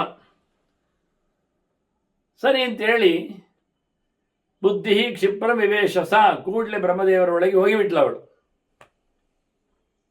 ನಾರಾಯಣ ಮತ್ತೆ ಹೇಳ್ತಾನೆ ಚತುರ್ಮುಖನ ಹತ್ರ, ಈಗ ಸಮ ಆಯಿತು. ಅಂದರೆ ನಾವು ಯಾವುದೋ ಒಂದು ವಿಷಯದ ಬಗ್ಗೆ ಯಾವುದೋ ಒಂದು ಪ್ರಕಾರದಲ್ಲಿ ಏನೋ ಒಂದು ಕಂಪ್ಯೂಟರಲ್ಲಿ ಏನೋ ನಿರೀಕ್ಷೆ ಮಾಡಿಕೊಂಡು ಹೊಡಿಲಿಕ್ಕೋ ಮತ್ತೊಂದಕ್ಕೋ ಹೋಗ್ತೇವೆ. ಆಗ ಅದು ನಮಗೆ ಬಿಡುವುದಿಲ್ಲ, ಕೇಳೋದಿಲ್ಲ, ಕೆಲವೊಮ್ಮೆ ಬ್ಲಾಕ್ ಆಗಿರ್ತದೆ. ಆಗ ಅದರ ಹತ್ರ ಕೇಳಿಕೊಳ್ಳಲಿಕ್ಕೆ ಬರ್ತದೆ ಒಂಚೂರು, ಅದು ಆಯ್ತು ಹೇಳಿದರೆ ಮುಂದೊಳಗೆ ಹೋಗ್ಬೋದು. ಹಾಗೆ ಹೀಗೆ ಬುದ್ಧಿ ಚಿಪ್ಪನ್ನು ಹಾಕ್ತಾ ಇದ್ದಾನೆ. ಅವನಿಗೇನು ಬುದ್ಧಿ ಇರಲಿಲ್ಲ ಅಂತಲ್ಲ, ಆದರೆ ದೇವರಲ್ಲಿ ಕೇಳಿ ಎಲ್ಲ ಮಾಡತಕ್ಕಂಥ ಹಂಬಲ ವ್ಯವಸ್ಥೆ. ಹಾಗಾಗಿ ಚತುರ್ಮುಖ ಕೇಳಿಕೊಂಡ ಮತ್ತೆ ಎಂತ ಮಾಡಲಿ ಅಂತ. ಅದಕ್ಕೆ ದೇವರು ಸರಿ ಅಂತ ಹೇಳಿ ಬುದ್ಧಿಯನ್ನು ಪ್ರವೇಶ ಮಾಡಲಿಕ್ಕೆ ಹೇಳಿ ಇನ್ನು ಮುಂದೊಮ್ಮೆ ಸೃಷ್ಟಿ ಮುಂದುವರಿಸು ಅಂತ ಹೇಳಿಬಿಟ್ಟಿದ್ದಾರೆ. ವಾಸ್ತವವಾಗಿ ಸೃಜೇಮಾಹ ವಿವಿಧ ಪ್ರಜಾಹ ಅಂತ ಹೇಳಿ ಅಲ್ಲಿಂದ ಮತ್ತೆ ನಾರಾಯಣ ಕಾಣದಾಗಿ ಬಿಟ್ಟಿದ್ದಾನೆ, ಅಂತರ್ಧಾನವನ್ನು ಪಡೆದಿದ್ದಾನೆ. ಇದು ಸೃಷ್ಟಿಯ ಆರಂಭದ ಚರಿತೆ ನಾನು ಹೇಳುವಂಥದ್ದು ಅಂತಾರೆ. ವಾಸ್ತವವಾಗಿ ಈಗ ವ್ಯಾಸರು ನಮಗೆ ಹೇಳಿದ್ದು ಅಂತ ಜನಮೇಜಯ ಹೇಳುತ್ತಾ ಇದ್ದಾನೆ. ನಾವು ಆವತ್ತೇ ಪಾಠ ಕೇಳುವಾಗಲಿ ಕೇಳಿದ್ದೇವೆ, ಆಗ ವ್ಯಾಸರ ಹೀಗೆ ಹೇಳ್ತಾ ಇದ್ರು ಅಂತ. ಅವನಿಗೆ ಹೇಳ್ತಾ ಇದ್ರು ಅಂತ ಕೊನೆಗೆ ಹೇಳ್ತಾನೆ. ವ್ಯಾಸರು ಹೇಳುವ ಗೆರೆಯನ್ನೇ ಹೈಲೈಟ್ ಮಾಡಿದ್ದಾನೆ. ಇದನ್ನು ನಾವು ಅನುವಾದದಲ್ಲಿ ವ್ಯತ್ಯಾಸ ಮಾಡಲಿಕ್ಕೆ ಬರುವುದಿಲ್ಲ. ಅವನೇ ನಾನು ಹೇಳುವುದು ಅಂತ ಹೇಳ್ತಾ ಇದ್ದಾನೆ. ಹೀಗೆ ಭಗವಂತ ಮತ್ತೆ ಕಣ್ಮರೆಯಾಗಿದ್ದಾನೆ, ಕಾಣದಂತೆ ಆಗಿಬಿಟ್ಟಿದ್ದಾನೆ.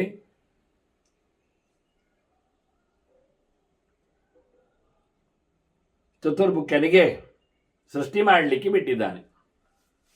ಚತುರ್ಮುಖ ಸೃಷ್ಟಿ ಮಾಡಿದ್ದಾನೆ. ಭಯಂಕರವಾದ ಸೃಷ್ಟಿಯನ್ನು ನೋಡಿ ಮತ್ತೆ ನಾರಾಯಣ ನೋಡ್ತಾನೆ ಸೃಷ್ಟಿಯನ್ನು. ವಾವ್, ಇದು ವಿಚಿತ್ರ ಆಗಿದೆ ಅಲ್ಲ. ಜಾತಾಹೀಯಂ ವಸುಮತಿ ಭಾರಾಕ್ರಾಂತ ತಪಸ್ವಿನಿ. ಈ ನೆಲಕ್ಕೆ ತುಂಬ ಭಾರ ಆಗ್ತಾ ಉಂಟು ಈಗ. ಯಾಕೆ ದೈತ್ಯರು, ದಾನವರು, ರಾಕ್ಷಸರು ಎಲ್ಲ ಬಂದಿದ್ದಾರೆ.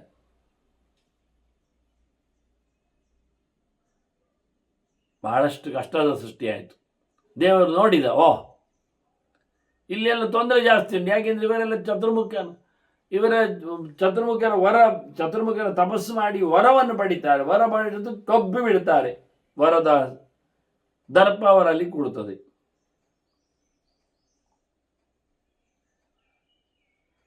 ಹೀಗೆ ವರದಿಂದ ದರ್ಪವನ್ನು ಪಡೆದವರು ಪಕ್ಕಕ್ಕೆ ಸೋಲುವುದಿಲ್ಲ.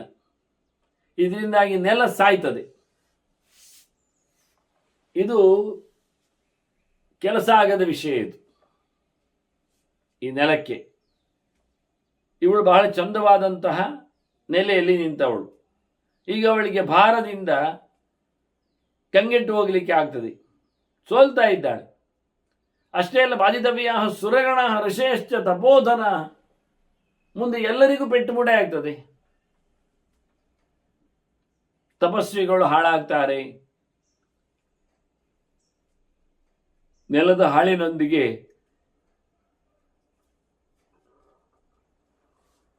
ಅವರಿಗೆ ಈ ದೈತ್ಯರು ಉಪಟಳ ಕೊಡುವ ಮೂಲಕ ಸಾಧನೆ ಮಾಡಲಿಕ್ಕೆ ಬಿಡುವುದಿಲ್ಲ. ದೇವತೆಗಳು ಭೂಮಿಗೂ ಲಗ್ಗೆ ಇಡ್ತಾರೆ, ಸ್ವರ್ಗಾಧಿಪತ್ಯಾದಿಗಳನ್ನೆಲ್ಲ ಎಳ್ಕೊಳ್ತಾರೆ. ಹೀಗಾಗಿ ಬಹಳ ತೊಂದರೆಯಲ್ಲಿದೆ ಅವನ ಸೃಷ್ಟಿಯಲ್ಲಿ ಎಂದು ಯೋಚನೆ ಮಾಡ್ತಾ ದೇವರು ಹೇಳ್ತಾನೆ, ನಾನೇ ಎಲ್ಲ ಲೋಕವನ್ನು ಹೊತ್ಕೊಳ್ಳುವಂಥದ್ದು ಕ್ರಮ ಇಡೀ ಅವ್ಯಕ್ತವಾಗಿ. ಮಯಾಖೇಶ ಹಿ ಕ್ರಿಯತೆ ಧ್ರಿಯತೆ ಪಾತಾಳಸ್ಥೇನ ಭೋಗಿನ. ಅಡಿಯಲ್ಲಿ ನೆಲದಲ್ಲಿ ಶೇಷ ಹೊತ್ಕೊಂಡದ್ದು, ಶೇಷನೊಳಗೆ ನಾನೇ ಹೊತ್ಕೊಂಡು ಹೋಗ್ತದ್ದು. ವಾಸ್ತವವಾಗಿ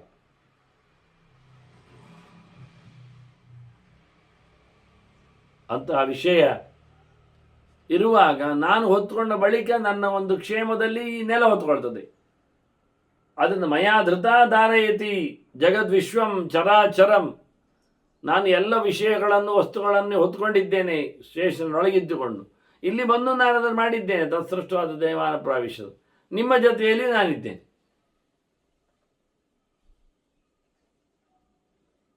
ಹೀಗೆ ಭಗವಂತ ಬಹಳ ಪ್ರಕಾರದಲ್ಲಿ ಜಗತ್ತನ್ನು ಹೊತ್ತುಕೊಳ್ಳುತ್ತಾನೆ. ಹೀಗಾಗಿ ನೆಲಕ್ಕೂ ಬಹಳ ಚೆನ್ನಾಗಿದೆ. ಆದರೆ ಇವತ್ತು ನೆಲವನ್ನು ಹಸನುಗೊಳಿಸಬೇಕಾದ್ರೆ ತಸ್ಮಾತ್ ಪೃಥ್ವ್ಯಾ ಪರಿತ್ರಾಣಂ ಕರಿಷ್ಯೆ ಸಮವಂಗದ ಅವತಾರವನ್ನು ತಳೆದು ನಾನು ಪ್ರತ್ಯೇಕವಾಗಿ ನೆಲಕ್ಕೆ ಸುಖವನ್ನು ಕೊಡುತ್ತೇನೆ. ವಾರಾಹಂ ನಾರಸಿಂಹಂಚ ವಾಮನಂ ಮಾನುಷಂ ತಥಾ ಅವನು ವರಾಹನಾಗಿ ಬಂದ, ಬರ್ತೇನೆ ಹೇಳ್ತಾ ಇದ್ದಾನೆ. ನರಸಿಂಹನಾಗಿ ಬರ್ತೇನೆ, ವಾಮನನಾಗಿ ಕಾಣ್ತೇನೆ, ಮತ್ತೆ ಮನುಷ್ಯನಾಗಿ ಬರ್ತೇನೆ ಅಂತ. ಮನುಷ್ಯನಾಗಿ ಅಂದರೆ ರಾಮನಾಗಿ ಮನುಷ್ಯನೇ, ಕೃಷ್ಣನಾಗಿಯೂ ಮನುಷ್ಯನೇ, ಬುದ್ಧನು ಮನುಷ್ಯನೇ, ಕಲ್ಕಿಯೂ ಮನುಷ್ಯನೇ. ಹಾಗಾಗಿ ಮುಂದಿನ ಎಲ್ಲ ಅವತಾರಗಳು ಕಲ್ಕಿವರೆಗೂ ಇನ್ನೆಷ್ಟು ಅವತಾರಗಳೆಲ್ಲ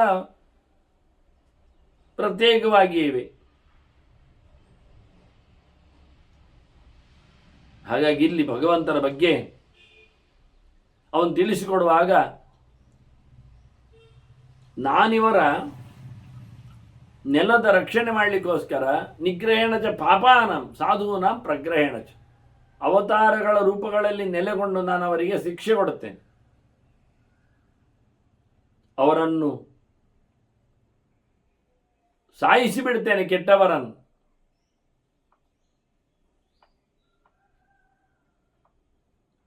ಸಾಧುಗಳ ಪ್ರಗ್ರಹ, ಅಸಾಧುಗಳ ನಿಗ್ರಹ, ಇದೆರಡು ಮುಖ್ಯವಾಗಿರ್ತದೆ. ಧರ್ಮ ಸ್ಥಾಪನೆಯಲ್ಲಿ ಭಗವಂತನ ಅವತಾರದ ಲಕ್ಷ್ಯ ಇದು ವಾಸ್ತವವಾಗಿ.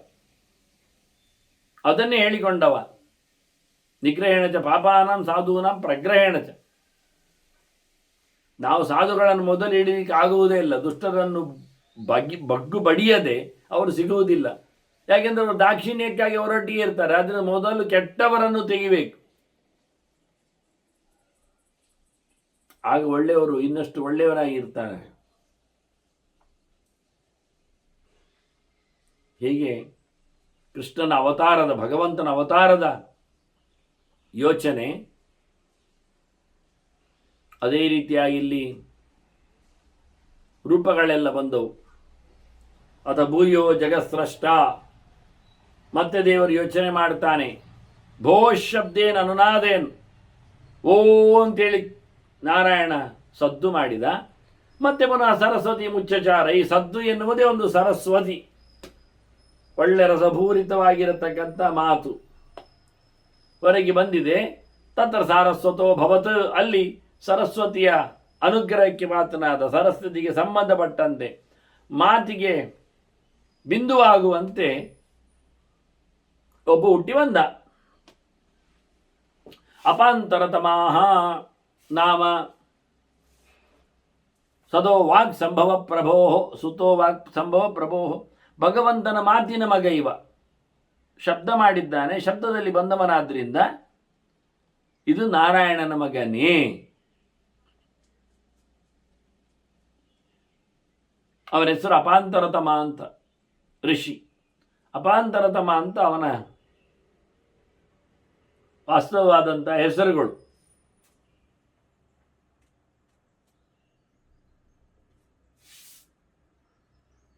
ಅಂತರತಮಾಹ ಅಪಗತವಾದದ್ದು, ಅಂತರದಲ್ಲಿ ಒಳಗೆ. ತಮಃ ಅಂದರೆ ಕತ್ತಲು, ಅಜ್ಞಾನ. ಒಳಗೆ ಅಜ್ಞಾನ ಇಲ್ಲದವ ಅಂತ ಅಂದರೆ ಶುದ್ಧ ಸ್ವರೂಪನು, ಜ್ಞಾನರೂಪನು ಎನ್ನುವ ಅರ್ಥದಲ್ಲಿ ಭಗವಂತನು ಇಲ್ಲಿ ಬಂದಿದ್ದಾನೆ. ಭೂತಭವ್ಯ ಭವಿಷ್ಯಜ್ಞ ಸತ್ಯವಾದಿ ಧೃತವ್ರತಃ ದೃಢವ್ರತಃ, ನಿಷ್ಠುರವಾದ ಕೆಲಸವುಳ್ಳವ, ಸತ್ಯ ಹೇಳುವವ, ಒಂದು ಚೂರು ತಪ್ಪಿಲ್ಲದವ. ಹೀಗೊಂದು ಭಗವಂತನ ಅದ್ಭುತವಾದ ಸೃಷ್ಟಿ. ಅವನು ದೇವರಿಗೆ ಕೈ ಮುಗಿದಿದ್ದಾನೆ. ತಮುವಾಚನ ತಮ್ಮೂರ್ಧ್ನ, ದೇವಾ ಭಗವಂತ ದೇವಾನಾಮಾದಿರವಿಯೇಹ, ಎಲ್ಲ ದೇವತೆಗಳ ಮೊದಲಾಗಿದ್ದ ಭಗವಂತ ಅವನು ಕೈ ಮುಗಿದು ತಲೆ ಬಗ್ಗಿಸಿ ನಿಂತದ್ದು ನೋಡಿ ಹೇಳುತ್ತಾನೆ, ದೇವರಿಗೆ ನಮಸ್ಕಾರ ಮಾಡುವುದುಂಟ? ಇಲ್ಲಲ್ಲ, ಆದ್ರಿಂದ ಅದು ದೇವರಲ್ಲ ಹೇಳುವ ಅಂದರೆ ಅದು ಪರಶುರಾಮನಿಗೆ ಕೃಷ್ಣವಾಗಿ ನಮಸ್ಕಾರ ಮಾಡಲಿಲ್ವ ಗೋಮತದಲ್ಲಿ? ನಾವು ಗೊತ್ತುಂಟ, ಯದುಕುಲದಲ್ಲಿ ಹುಟ್ಟಿದವರು ರಾಮ ಮತ್ತು ಕೃಷ್ಣರು ನೀವು ಯಾರು ಅಂತ ಹೇಳಿಕೊಂಡೆಲ್ಲ ಲೌಕಿಕವಾಗಿ ತಮಾಷೆ ಮಾಡ್ತಾ ಅವರನ್ನು ತಿಳ್ಕೊಂಡು ನಮಸ್ಕಾರ ಮಾಡಿ ಬಂದಿದ್ದಾನೆ.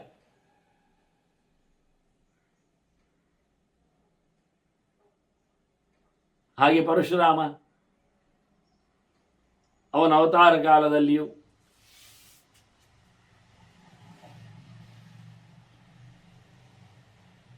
ಬಹಳಷ್ಟು ರೀತಿಯಲ್ಲಿ ರಾಮನೆಡೆಗೆ ಬಂದು, ರಾಮನು ಅವನು ಒಂದೇ ಅಲ್ವಾ, ಆಗ ನಾನು ಧನುಸ್ಸಿದ್ದು ನನ್ನದು ನಿನಗಾಗ್ತದಲ್ಲ ಕೇಳಿಕೊಂಡು, ಮತ್ತೆ ನಾನು ಸೋತೆ ಅಂತ ಹೇಳಿಕೊಂಡು, ಅದರಿಂದ ರೂಪಗಳೆಲ್ಲ ಒಂದಕ್ಕೊಂದು ಪೂರಕವಾಗಿರ್ತದೆ, ವ್ಯತ್ಯಾಸ ಮಾಡ್ತದೆ. ಹನುಮಂತ ಹೋಗಿ ಅಲ್ಲ ಭೀಮಸೇನ ಹೋಗಿ ಹನುಮಂತನಿಗೆ ಕೇಳಿಕೊಳ್ಳಿಲ್ವಾ, ಹಿಗ್ಗುತನವನ್ನು ಹೇಳಲಿಲ್ವಾ? ಅದು ಅವನ ಕಾಲದಲ್ಲಿ ಆಗಿರತಕ್ಕಂತಹ ರೂಪ ವಿಶೇಷಗಳು. ಹಾಗೆ ಉಳಿದ ಕಡೆಯಲ್ಲಿಯೂ ಸಹ ರಾಮಾಯಣದ ಚರಿತ್ರೆಯಲ್ಲಿಯೂ ಭಗವಂತನ ಚರಿತ್ರೆಯಲ್ಲಿಯೂ ಮತ್ಸ್ಯ ಯಾವತ್ತೋ ಇದ್ರೂ ಅಲ್ಲಿ ಕಾಣಿಸಿಕೊಳ್ತಾನೆ. ಆನಂತರ ಕಾಣಿಸಿಕೊಳ್ಳುವವರ ಆಚೀಚೆಗೆ ಮತ್ತೆ ಸಂಬಂಧಪಟ್ಟಂತೆ ಕಾಲಿಕವಾಗಿ ಹೆಚ್ಚು ಕಮ್ಮಿ ಅವನಂತ ತೋರಿಸ್ತಾನೆ. ಅದರಂತೆ ಇಲ್ಲಿ ಸಹ ಅಪಾಂತರತಮ ನಮಿಸಿದ್ದಾನೆ. ಭಗವಂತ ಅವನಿಗೆ ನಾರಾಯಣ ಅನುಗ್ರಹ ಮಾಡ್ತಾನೆ ನೋಡಿ, ಅವರೇ ಅದು ಸ್ವಮೂರ್ತಿಗಳ ಮಧ್ಯಗ ಇಲ್ವಾ?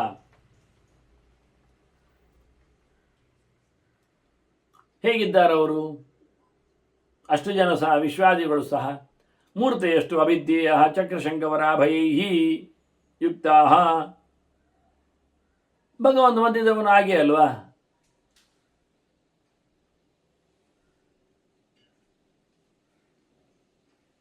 ಬೇಕಾದರೆ ಚಕ್ರಶಂಕ ಗದಾಪದ್ಮವೇ ಇರಲಿ, ಇವರು ಸುತ್ತಿನಲ್ಲಿ ಅವನೇ ಅಲ್ವಾ? ಅದೇ ದೇವರು ದೇವರ ರೂಪಗಳಿಂದ ಆಡ್ತಾನೆ, ಅವರನ್ನು ಮೇಲೆ ಕೆಳಗಿದ್ದಾಗೆ ನೋಡ್ತಾನೆ. ಒಂದೇ ಆಗಿದ್ರು ಭೀಮಸೇನ ಹನುಮಂತ ಒಂದೇ ಆಗಿದ್ರು ಬಳಿತ್ತಾ ತತ್ವಭೂಷೆ ಅಂತ ಹೇಳಿಕೊಂಡು ಅವನು ಯುಗ ಧರ್ಮಕ್ಕೆ ಅನುಗುಣವಾಗಿ ದೊಡ್ಡದು ಸಣ್ಣದು ತೋರಿಸಿಕೊಡ್ತಾನೆ. ಆಗ ಭೀಮನು ಹಾಗೆ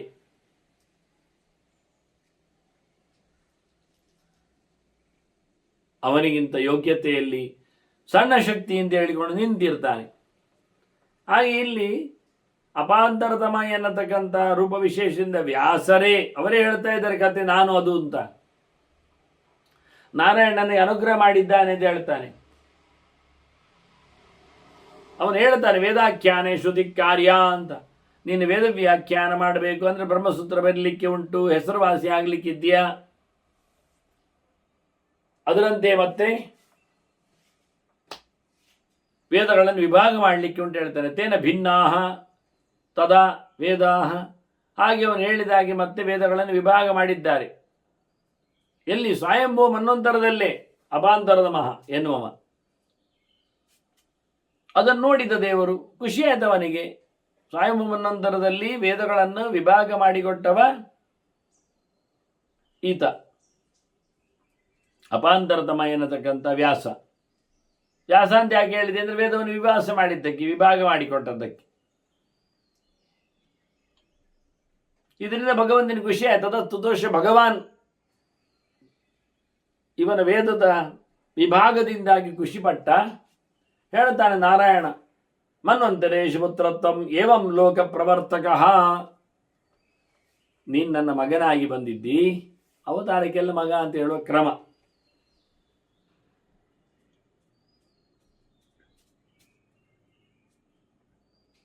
ಸಜ್ಜಾತ್, ಹೀಗಾಗಿ ನೀನು ಮಗನಿದ್ದಿ. ಭವಿಷ್ಯಸಿ ಅಚಲೋ ಬ್ರಹ್ಮನ್ ಅಪ್ರದೃಶ್ಯಶ್ಚ ನಾಣ್ಯಶ ಅಪ್ರದೃಶ್ಯಶ್ಚ ನಿತ್ಯಶ. ಯಾರಿಂದಲೂ ಎಂದೂ ಸಹ ನಿನಗೆ ಸೋಲಿಲ್ಲ. ನಿನ್ನ ವಾದಕ್ಕೆ, ನಿನ್ನ ಚಿಂತನೆಗೆ ಬಹಳಷ್ಟು ಕೀರ್ತಿಯನ್ನು ಪಡಿತೀನಿ. ಅದರಂತೆ ಮುಂದಕ್ಕೆ ಬಂದಾಗ ಪುನಃಸ್ಥಿಷ್ಯೇತು ಸಂಪ್ರಾಪ್ತೆ ಕುರವೋ ನಾಮ ಭಾರತ. ಮತ್ತೆ ಕಲಿಯುಗಕ್ಕೆ ಬಂದಾಗ ನೀನು ಮತ್ತೆ ಇದ್ದಲ್ಲಿ. ಆಗ ಕುರುವಂಶದ ಕುಡಿ ಬೆಳೀತದೆ. ಕಲಿಯುಗ ಬಂದಾಗ ಬಹಳ ದೊಡ್ಡ ಮಟ್ಟಿನಲ್ಲಿ. ತೇಷಾಂ ತತ್ತಃ ಪ್ರಸೂತಾನಾಂ ಕುಲಭೇದ ಭವಿಷ್ಯತಿ. ಅಲ್ಲಿ ನಿನ್ನಿಂದಲೂ ಹುಡ್ತದೆ ಮತ್ತೆ ಕುರುವಂಶದ ಗದ್ದುಗೆಯಲ್ಲಿ. ಹಾಗಾಗಿ ಅಲ್ಲಿ ಮತ್ತೆ ಅಣ್ಣ ತಮ್ಮಂದಿರಲ್ಲಿ ಗಲಾಟೆ ಹೇಳುತ್ತದೆ. ಇನ್ನು ವ್ಯಾಸರು ಅಪಾಂತರ ತಮನಾಗಿ ಹುಟ್ಟಿದಾಗ ಅವನಿಗೆ ಹೇಳುವ ಕಥೆ ಇದು. ಎಷ್ಟು ದೀರ್ಘಕಾಲದವರೆಗೆ ಅವನಿದ್ದಾನೆ ಅಂತ ಹೇಳ್ತಾ ಇದ್ದಾರೆ. ಅದರೊಟ್ಟಿಗೆ ಅವನೇ ಇಲ್ಲಿ ಹಸ್ತಿನಪುರದಲ್ಲಿ ಗದ್ದುಗೆಗೆ ಅರಸರನ್ನು, ಧೃತರಾಷ್ಟ್ರ, ಪಾಂಡು, ವಿದುರನ್ನು ಕೊಡ್ಲಿಕ್ಕುಂಟು ಅಂತ. ಹಾಗಾದ್ರೆ ಅದೇ ವ್ಯಾಸರ ಚರಿತ್ರೆಯನ್ನು ಇದೆಲ್ಲ ಆಗಿದೆ ಕತೆ ಹೇಳುವಾಗ. ಅಲ್ಲಿ ಮಾತ್ರ ಭವಿಷ್ಯಸಿಯಿಂದ ಮುಂದೆ ಆಗ್ತದೆ ಅಂತ ಹೇಳ್ತಾ ಇದ್ದಾರೆ ಹೇಳುವಾಗ. ಅದಕ್ಕಿಂತ ಹಿಂದೆ ಹೇಳಿದ್ದದಕ್ಕೆ ನಾನು 500 ವರ್ಷದ ಹಿಂದಕ್ಕೆ ಹೋಗುವ ಅಂತ ಹೇಳಿದ್ದ. ನಮಗೆ ನೇರ ನೋಡಲಿಕ್ಕೆ, ಹಿಂದೆಯಿಂದ ನೋಡೋ ಬದಲಿಗೆ ಮುಂದೆಯಿಂದ ನೋಡಲಿಕ್ಕೋಸ್ಕರ.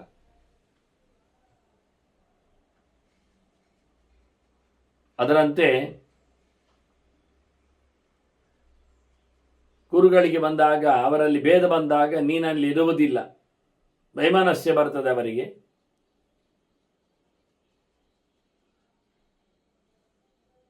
ಅಲ್ಲಿ ಪುನಃ ನೀನು ವೇದಗಳ ವಿಭಾಗ ಮಾಡಲಿಕ್ಕೆ ಉಂಟು. ಆಗ ವೇದವ್ಯಾಸರಾಗಿ ಬಂದಾಗಲೂ, ಕಲಿಗಿಂತ ಮೊದಲು ಬಂದಾಗ ಜನ ಒಪ್ಪದಿರಲಿ, ಅದು ಹೇಳಿ ಆಯಿತು ವಾಸ್ತವವಾಗಿ. ಹಾಗಾಗಿ ನೀನು ಮತ್ತಲ್ಲಿ ಲೋಕವನ್ನು ಬೆಳಗಿಸಲು ಹೊಸುಗ. ತತ್ರಾಪಿ ಅನೇಕಧಾ ರಾಜನ್ ಅನೇಕಧಾ ವೇದಾನ್, ಅಲ್ಲಿಯೂ ಮತ್ತೆ ಬಹುಪ್ರಕಾರಗಳಿಂದ 1137ರಂತೆ 24, 101, 1012 ಅಂತ ವೇದಗಳನ್ನು ಭೇಕ್ಷ್ಯಸೆ ತಪಸಾನ್ವಿತ. ನೋಡಿ, ಮತ್ತೆ ರುದ್ರನು ಮತ್ತೆ ವ್ಯಾಸನು ತಪಸ್ಸು ಮಾಡಿದ್ದಾನೆ. ಯಾರದ್ದೊಂದು ಕೇಳಿಬಿಡಿ, ಆ ತಪಸ್ಸಿನ ಮೊತ್ತದಲ್ಲಿ ವೇದದ ವಿಭಾಗ ಆಗ್ತದೆ. ಧರ್ಮಾಣಂ ವಿವಿಧಾನಾಂಚಕರ್ತ ಜ್ಞಾನಕರಸ್ತತ. ನೀನು ವಿವಿಧ ಧರ್ಮಗಳನ್ನು ಹೇಳ್ತೀಯ ಅಂದರೆ ಮಹಾಭಾರತ ಧರ್ಮಪರ್ವ ಇದ್ದಾಗೆ, ಪುರಾಣಗಳು ವಿವಿಧ ಧರ್ಮಗಳನ್ನು ಲೋಕಕ್ಕೆ ತಿಳಿಸುವ ಮೂಲಕ, ಜ್ಞಾನ ಮಾರ್ಗವನ್ನು ತಿಳಿಸುವ ಮೂಲಕ ನೀನು ಮೆರೀತಿಯಲ್ಲಿ. ನಿನಗೆ ಮಗ ಒಬ್ಬ ಇರ್ತಾನೆ, ಮಹೇಶ್ವರ ಪ್ರಸಾದೇನ. ಯಾರು? ವೀತರಾಗಶ್ಚ ಪುತ್ರಸ್ಥೇ ಪರಮಾತ್ಮ ಭವಿಷ್ಯತಿ. ಬಹಳ ದೊಡ್ಡ ಅಡ್ವಾನ್ಸ್ ಸೋಲವ. ಅಂದರೆ ಅವನು ಅಂತರ್ಯಾಮಿ. ಅಂದರೆ ಇವ ಒಂದು ದೃಷ್ಟಿಯಿಂದ ಆತ್ಮತತ್ವ ಅಂದರೆ ಅಹಂ, ಜೀವಕ್ಕೆ ಸಂಬಂಧಪಟ್ಟಂತೆ, ಅಹಂಕಾರಕ್ಕೆ ಸಂಬಂಧಪಟ್ಟಂತೆ ತತ್ವಕ್ಕೆ ಅಭಿಮಾನಿಯಾಗಿ ಬಂದವ ಅವನೇ ನಿನ್ನ ಮಗ ಆಗಿ ಬರ್ತಾನೆ. ಆಗ ಅದೇ ಶುಕರನ್ನು ಹೇಳಿತ್ತು. ಅದು ಯಾರದು? ಮಹೇಶ್ವರ ಪ್ರಸಾದನೆ, ಶಿವನ ಪ್ರಸಾದಿಯಾಗಿ ಶಿವನದ್ದೇ ಒಂದು ಪಂಚಭೂತ ಹೇಳಿದ್ದಲ್ಲ ಹಿಂದೆ. ಪಂಚಭೂತಗಳ ವಿಲಕ್ಷಣವಾದ ರೂಪ ಕೇಳಬೇಕು ಅಂತಲೇ ಹಠ ಮಾಡಿದ್ದು ಶನಿ.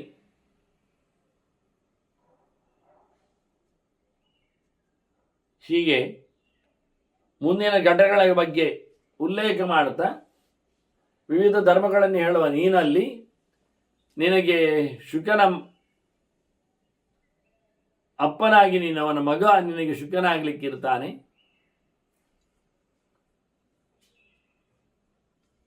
ಮತ್ತೆ ನೀನು ಬರುವಾಗ ಆ ಪರಂಪರೆಗೆ ಬಂದಾಗ ನಿನಗೆ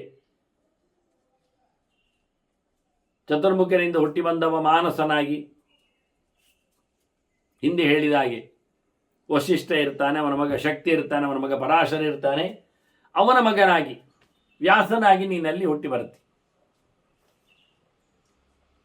ನಿನ್ನಪ್ಪ ಪರಾಶರ ಪಿತಾ ಸತೆ, ನೀನು ಕಾನೀನ ಗರ್ಭ ಸತ್ಯವತಿಯಲ್ಲಿ ಪಿತೃಗನ್ಯಗಾಯಾಮ್ ತಸ್ಮಾತ್ ಋಷೇ ತ್ವಂ ಭವಿತಾ ಚ ಪುತ್ರ. ನೀನು ಋಷಿಯ ಮಗನಾಗಿ ಆಗ್ತಿಯಾಗ ನಿನಗೆಲ್ಲ ಗೊತ್ತಾಗ್ತದೆ, ಎಲ್ಲ ಗೊತ್ತುಂಟು ನಿನಗೆ. ಅಲ್ಲ, ದೇವರೇ ಹೇಳುದು ಅವನಿಗೆ, ಅಪಾಂತರ ತಮನಿಗೆ ನಾರಾಯಣ. ಅದನ್ನು ದೇವರು ಹೇಳಿದ್ದಲ್ಲ, ನಾನು ಕೇಳಿದ ಹಾಗೆ, ಹೇಳಿದ ಹಾಗೆ, ಓಡಿದ ಹಾಗೆ, ಹೆದರಿದ ಹಾಗೆ ಎಲ್ಲ ನಾಟಕ ಮಾಡುತ್ತೇನೆ ಅಂತ ಎಲ್ಲ ನಾಟಕ ಮಾಡ್ತಾನೆ. ಹಾಗೆ ಅದು ನರಸಿಂಹನಿಗೆ ಹಾಗೆ ನಾಟಕ ಮಾಡಲಿಕ್ಕಿತ್ತ, ಕೂರ್ಮಕ್ಕೆ ಅಥವಾ ಮತ್ಸ್ಯನಿಗೆಲ್ಲ ನರೇಶು ಜಾತಃ ನರವತ್ ಪ್ರವೃತ್ತಿ. ಮನುಷ್ಯ ಲೋಕದಲ್ಲಿ ಇದ್ದ ತಕ್ಷಣ ಮನುಷ್ಯರ ಹಾಗೆ ಏನಾದರೂ ನಡೀತಾ ಇರ್ತದೆ. ಹಾಗೆ ಇವನು ಸಹ ಇಲ್ಲಿ ಬಂದಾಗ ಕಾನೇನ ಗರ್ಭನಾಗಿ ನಿಂತಾಗ ವ್ಯಾಸರು ನಿನಗೆಲ್ಲ ವಿಷಯಗಳು ಬರ್ತದೆ ಅಂತ ಹೇಳಿಬಿಡ್ತಾನೆ. ಏಕಿ ಅತಿಕ್ರಾಂತ ಕಾಹ ಪೂರ್ವೇ ಸಹಸ್ರ ಯುಗ ಪರ್ಯಯ ತಾಂಶ ಸರ್ವಾನ್ ಮಯೋದ್ದಿಷ್ಟಾನ್ ರಕ್ಷ್ಯಸೆ ತಪಸಾನ್ವಿತಃ. ದ್ರಕ್ಷ್ಯಸೆ, ನೀನು ಸಾವಿರಾರು ಯುಗಗಳಲ್ಲಿ ಇರತಕ್ಕಂಥ ವ್ಯಕ್ತಿಗಳನ್ನು ಕಣ್ಣಾರೆ ಕಾಣುತ್ತಿ. ಅದೇ ತ್ರಿಕಾಲ ಜ್ಞಾನ ಅಂದರೆ ಅವರೆಲ್ಲ ಹೋಗಿರ್ತಾರೆ. ಅಂದರೆ ಧರ್ಮ ಹೇಳಬೇಕಾದ್ರೆ ಅಂದರೆ ಯಾರ್ಯಾರು ಇತಿಹಾಸ ಪುಟಗಳಲ್ಲಿ ಹೆಚ್ಚಿನವರಿಗೆಲ್ಲ ಆದಿಕವಿ ಅಂತ ವಾಲ್ಮೀಕಿ ಅಂತೇಳಿ ದೊಡ್ಡ ಸಂಗತಿ ಮಾಡ್ತಾರೆ. ಅವನು ಕೊಟ್ಟದ್ದು 24,000 ಒಂದು ಕತೆ ರಾಮಾಯಣ. ಕಾಲಾಂಶ 4 ಲಕ್ಷ. ವೇದವ್ಯಾಸರು 1,00,000 ಮಹಾಭಾರತವೇ ಕೊಟ್ಟಿದ್ದಾರೆ. ಅಲ್ಲದೆ 4 ಲಕ್ಷ ಪುರಾಣಗಳನ್ನು ಬೇರೆ ಬಿಚ್ಚಿಟ್ಟಿದ್ದಾರೆ. ಎಷ್ಟು? ಆಗ ವಾಲ್ಮೀಕಿಯ ಲೆಕ್ಕಾಚಾರ ಎಲ್ಲಿ ಬರ್ತದೆ ನೋಡಿ, ಎಷ್ಟು ಸ್ವಲ್ಪ ಬರ್ತದೆ ನೋಡಿ. ಅದು ವಾಸ್ತವವಾಗಿ ಅವರಲ್ಲಿ ಬಂದ ವಾಲ್ಮೀಕಿಯವರಲ್ಲಿ ಬಂದ ಚಿಂತನೆ ಅಂತ ಒಂದು ಪಟ್ಟಣವನ್ನು ಕುರಿತಾದರೆ ಸೇರಿಕೊಂಡರು ಇಂದು ರಾಮಾಯಣ. ಇವು ಸಮಗ್ರವಾದ ಭಾರತ ದೇಶದ ನೆಲದ ಎಲ್ಲ ದೇಶಗಳ ಬಗ್ಗೆ ಚಿಂತನೆಗಳನ್ನು ಕೊಟ್ಟುಕೊಂಡು, ಅಂದರೆ ಇತಿಹಾಸ ಅದನ್ನು ಹೇಳಿತ್ತು ಭಗವಂತನಿಗೆ. ಅದನ್ನು ಹೇಳಿದ್ದು ನಿನಗೆ ಸಾವಿರಾರು ಯುಗಗಳ ವರ್ಷಗಳಲ್ಲಿ ಯುಗಗಳ ನೆನಪು ಇರುತ್ತದೆ, ವಿಷಯ ಕಾಣುತ್ತದೆ, ಎಲ್ಲರನ್ನು ನೋಡ್ತೀನಿ ನೀನು. ಅನಾದಿ ಇದನಂ ಲೋಕೆ ಚಕ್ರಸ್ತಂಚ ಮಾಂ ಮುನೆ ಅನುಧ್ಯಾನಾತ್. ನನ್ನ ನೆನಪಿನಲ್ಲಿ ಆಗುವುದಿತು ಅಂದರೆ ದೇವರನ್ನು ನೆನಪಿಸಿಕೊಳ್ಳುವುದು ಎಷ್ಟು ಚೆನ್ನಾಗಿರ್ತದೆ. ಧರ್ಮ ರಕ್ಷಣೆ ಮಾಡಲಿಕ್ಕೆ ಚಕ್ರ ಹಿಡಿದ ನನ್ನನ್ನು ನೀನು ನಿರಂತರ ನೆನಪಿಕೊಂಡದ್ರಿಂದ ನಿನಗೆ ಭಾರಿ ದೊಡ್ಡ ಕೀರ್ತಿ, ಖ್ಯಾತಿಶ್ಚಾಪಿ ಅತುಲಾತಮ, ಎಣೆಯಿಲ್ಲದ ಹೆಸರು ನಿನಗೆ ಸಿಗ್ತದೆ ಎಲ್ಲರ ಗುರುವಾಗಿ ನಿಲ್ಲುವ ಮೂಲಕ. ಮತ್ತೆ ನೀನು ಮುಂದಕ್ಕೆ, ಇದು ನಿಜವಾಗಿ ವಾಕ್ಯ ಮುಂದಕ್ಕೆ ಎಂದರ್ಥ. ಅಂದರೆ ಈಗ ಸ್ವಯಂಭುವ ಅದೆಲ್ಲ ಕಳೆದೀಗ ವೈವಸ್ವತ ಮನ್ವಂತರ, ಇದರ ಪಕ್ಕದಲ್ಲಿ ಅವರದ್ದು ವ್ಯಾಸರದ್ದೆಲ್ಲ ಚರಿತ್ರೆ ಉಲ್ಲೇಖ ಮಾಡಿದ್ದು ಬಹಳ ಹಿಂದಕ್ಕೆ ಒಂದು ದೊಡ್ಡ ಮಟ್ಟಿನಲ್ಲಿ. ಹಾಗೆ ಮುಂದೆಯೂ ಸಹ ವಾಸ್ತವವಾಗಿ ಮುಂದಿನ ಮನ್ವಂತರದಲ್ಲಿ ಈಗ ಯಾರೆಲ್ಲ ಮನ್ವಂತರದ ನಿತ್ಯ ಋಷಿಗಳು ಆಗಿರುತ್ತಾರೆ, ಹಾಗೆ ಮುಂದಿನ ಮನ್ವಂತರದಲ್ಲಿ ವ್ಯಾಸರು ನಿತ್ಯ ಋಷಿಗಳಾಗಿ ಬರ್ತಾರೆ ಅಂತ ಲೆಕ್ಕಾಚಾರದಲ್ಲಿ ಸಿಗ್ತಾರೆ ಅಂತ. ಅದನ್ನು ಇವರಿಗೆ ಹೇಳುದು, ನೀನು ಮುಂದಿನ ಮನ್ವಂತರಕ್ಕೂ ಸಹ ತ್ವಮೇವ ಭವಿತಾ ವತ್ಸ. ಮನ್ವಾದಿಗಳು ಗಣಪೂಜಿತ, ಅವರಲ್ಲಿ ಗಣ, ಮನುಗಣ, ಋಷಿಗಣ, ದೇವತಾಗಣ ಎಲ್ಲ ಬರ್ತದೆ ಅಲ್ಲಿ ಬರುವ ಆ ಮನ್ವಂತರದಲ್ಲಿ. ಮನು ಬೇಕು, ಮನುಪುತ್ರರು ಬೇಕು, ಋಷಿಗಳು ಬೇಕು, ಇದೆಲ್ಲ ಲೆಕ್ಕಾಚಾರದ ವ್ಯವಸ್ಥೆಯಲ್ಲಿ ಒಂದು ಮನ್ವಂತರ ಅಂದರೆ ಇದೆಲ್ಲ ಬರಬೇಕು. ಹಾಗೆ ನೀನಲ್ಲಿ ಬರ್ತಿ ಅಂದರೆ ನೀನು ಚಿರಂಜೀವಿಯಾಗಿರ್ತಿ ಅಂತ ಈಗ ವಾಸ್ತವವಾಗಿ. ಮುಂದೆ ಬರತಕ್ಕದ್ದು ಯಾವುದು? ಶನೈಶ್ಚರ ಸೂರ್ಯಪುತ್ರ ಭವಿಷ್ಯತಿ ಮನುರ್ಮಹಾನ್. ಮುಂದೆ ಸೂರ್ಯ ಸಾವರಣಿ ಅಂತ ಬರ್ತಾನೆ, ಅವನು ಮುಂದಿನ ಮನ್ವಂತರದ ಒಡೆಯ, ಸೂರ್ಯನಿಂದ ಬರುವವ. ಯಹ ಮನು ಕಥ್ಯತೆ ಅಷ್ಟಮಃ ಅಂತ. ಆಗ ವ್ಯಾಸರಲ್ಲಿ ಸಪ್ತರ್ಷಿಗಳಲ್ಲಿ ಒಬ್ಬರಾಗಿ ಹೋಗ್ತಾರೆ. ಈಗಿರುವವರಿಗಿಂತ ಬೇರೆಯಾಗಿ ಈಗ ಕಶ್ಯಪುತ್ರಿ, ಭರದ್ವಾಜ, ವಿಶ್ವಾಮಿತ್ರ, ಗೌತಮ, ಜಮದಗ್ನಿ, ವಸಿಷ್ಠಚ್ಚ ಅಂತೇಳಿ ಹೇಳ್ತಾರಲ್ಲ, ಆಗ ಯಾರು ಬರ್ತಾರೆ ಅನ್ನೋದನ್ನು ಪಟ್ಟಿ ಮಾಡಿದ್ದಾರೆ. ಮುಂದಿನ ಬರತಕ್ಕಂಥ ಮನ್ವಂತರಗಳಲ್ಲಿ ಒಡೆಯರು ಯಾವ ನೆಲೆಯಲ್ಲಿರ್ತಾರೆ ಅಂತ. ಹಾಗಾಗಿ ಆಗ ನೀನು ಬರ್ತಿ, ಮುಂದಕ್ಕೂ ನೀನು ಬರಲಿಕ್ಕೆ ಉಂಟು ಅಂತ ಹೇಳಿ ಇಷ್ಟೆಲ್ಲ ಅಪಾಂತರ ತಮಸ್ಸಿನ ಬಗ್ಗೆ ನಾರಾಯಣ ಹೇಳಿತ್ತು ಸೃಷ್ಟಿ ಮಾಡಿ. ಹಾಗೆ ನಾರಾಯಣ ಸೃಷ್ಟಿ ಮಾಡಿ ಅಪಾಂತರ ತಮಸ್ಸಿನ ಬಗ್ಗೆ ಹೇಳಿದ ಅಂತೇಳಿ ವ್ಯಾಸರಿಗೆ ಹೇಳಿತ್ತು.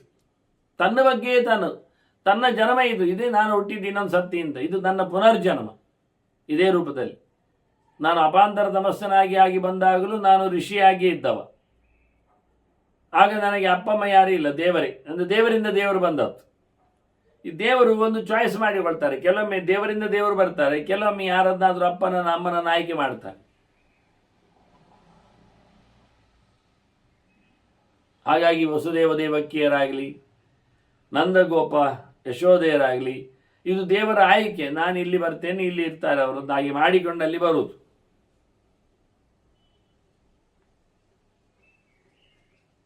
ಹಾಗೆ ಭಗವಂತನ ರೂಪಗಳು ನೆಲದಲ್ಲಿ ಕಾಣಿಸಿಕೊಳ್ಳುವುದುಂಟು, ಮನುಷ್ಯ ಲೋಕದಲ್ಲಿ ಬರುವಂತೆ ಬರುವುದು ಉಂಟು. ಹಾಗೆ ಒಂದು ರೂಪದಲ್ಲಿ ವ್ಯಾಸರ ಅಪಾಂತರತಮನಾಗಿ ನಾರಾಯಣನಿಂದ ನಾರಿಗೆ ದೀಪಾಂತರ ಮೆತ ಸೀದ ಬಂದದ್ದು. ಇಲ್ಲಿ ಮತ್ತೆ ವ್ಯಾಸರಾಗಿ ಭೌತ ದೇಹಗಳಲ್ಲಿ ಕಾಣಿಸಿಕೊಳ್ಳುವಂತೆ ಪರಾಶರ ಮಗನಾಗಿ ಅವರೆಲ್ಲ ಭೌತರಾದ್ದರಿಂದ ಲೋಕದ ಸೃಷ್ಟಿಯಲ್ಲಿ. ಹಾಗೆ ನಾನು ಬಂದಿದ್ದೇನೆ, ಪುನರ್ಜನ್ಮ ಪಡೆದಿದ್ದೇನೆ ಅಂತ ವ್ಯಾಸರು ತನ್ನ ಚರಿತ್ರೆಯನ್ನು ತನ್ನ ಶಿಷ್ಯರಿಗೆ ಹೇಳಿದ್ದಾರೆ. ಹಾಗೆ ಶಿಷ್ಯರು ಈಗ ವೈಶಂಪಾಯನ ಹೇಳ್ತಾರೆ, ನಮಗೆಲ್ಲ ಹೇಳಿದ್ದಾರೆ ಅಂತೇಳಿ. ವ್ಯಾಸರು ತನ್ನ ಪುನರ್ಜನ್ಮವನ್ನು ಹೇಳಿದ್ದಾರೆ ಅಂತ ಹೇಳಿ ವೈಶಂಪಾಯನರು ಹೇಳಿದ್ದಾರೆ. ವೈಶಂಪಾಯನರಲ್ಲಿ ಕೇಳಿದ್ದು ಜನಮೇಜ. ಈಗ ಜನಮೇಜನಿಗೆ ಗೊತ್ತಾಗಿದೆ, ನಮ್ಮ ಅಜ್ಜ, ಹಿರಿಯಜ್ಜ, ಪಿರಿಯಜ್ಜ ಅವರು ಹಿಂದೊಮ್ಮೆ ಅಪಾಂತರತಮನಾಗಿ ಬಂದಿದ್ದಾರೆ ಅಂತ. ಅಪಾಂತರತಮ ಎನ್ನುವ ಅರ್ಥಕ್ಕೆ ಕೊಟ್ಟದ್ದು ನಾನದು. ಮತ್ತೆ ಅನೇಕ ಅರ್ಥಗಳಲ್ಲಿ ಒಂದು ವಿಶೇಷವಾದದ್ದು. ಬೆಳಗುವುದು ಅರ್ಥ ಮಾಡಿಕೊಂಡಾಗ ಒಳಗೆ ಬೆಳಗುವ ವ್ಯವಸ್ಥೆ ಉಳ್ಳವನು, ಕಾಣದೇ ಇರತಕ್ಕವನು ಎನ್ನುವ ಅರ್ಥದಲ್ಲಿಯೂ ಜ್ಞಾನದ ಬೆಳಕನ್ನು ಕೊಡುವನು ಎನ್ನುವ ಅರ್ಥವನ್ನೆಲ್ಲ ಮಾಡಲಿಕ್ಕೆ ಬರುವಂಥದ್ದೇ. ಅಂತಹ ಭಗವಂತ ವ್ಯಾಸರೂಪನಾಗಿ ಬರುವ ಮುಂಚೆ ಅಪಾಂತರ ತಮಸ್ಸೆ ಆಗಿ ಮತ್ತೆ ವ್ಯಾಸರಾದದ್ದು ಎನ್ನುವ ಚಿಂತನೆಯನ್ನು ವ್ಯಾಸರೇ ಇಲ್ಲಿ ಕೊಟ್ಟಿದ್ದಾರೆ. ವಿಶೇಷವಾಗಿ ಅದನ್ನು ಜನಮೇಜಯ ಕೇಳಿದ್ದಕ್ಕೆ ಹೇಳಿದ್ದಾರೆ, ಅಜ್ಜರ ಚರಿತೆ. ಇನ್ನು ಮುಂದಕ್ಕೆ ಆ ಜನಮೇಜಯರ ಮತ್ತೊಂದು ಪ್ರಶ್ನೆ ಉಂಟಲ್ಲ, ಅದನ್ನು ಎತ್ತಿಕೊಳ್ತಾರೆ ವೈಶಂಪಾಯನರು. ಅದಂತ ಸಾಂಖ್ಯಯೋಗ, ಅರಣ್ಯಕ, ವೇದಗಳು, ಪಂಚರಾತ್ರ, ಸಾತ್ವ ಸಮಿತಿ ಹೆಸರಿನ ಅದೆಲ್ಲ ಏನು, ಹೇಗೆ, ಒಂದು ಹೇಗೆ ಒಂದು ಅಲ್ಲ ಹೇಗೆ ಅನ್ನೋದರ ಬಗ್ಗೆ ಕೆಲವು ಮಾತುಗಳನ್ನು ಶಾಸ್ತ್ರದ ಚೌಕಟ್ಟಿನಲ್ಲಿ ಹೇಳ್ತಾರೆ. ಅದನ್ನು ಮತ್ತೆ ನಾವು ಸೇರಿದಾಗ ಕೇಳುವ ವಂದನೆಗಳೊಂದಿಗೆ ಶ್ರೀಕೃಷ್ಣಾರ್ಪಣಸ್ತು. ನಾರಾಯಣ ನಾರಾಯಣ ನಾರಾಯಣ.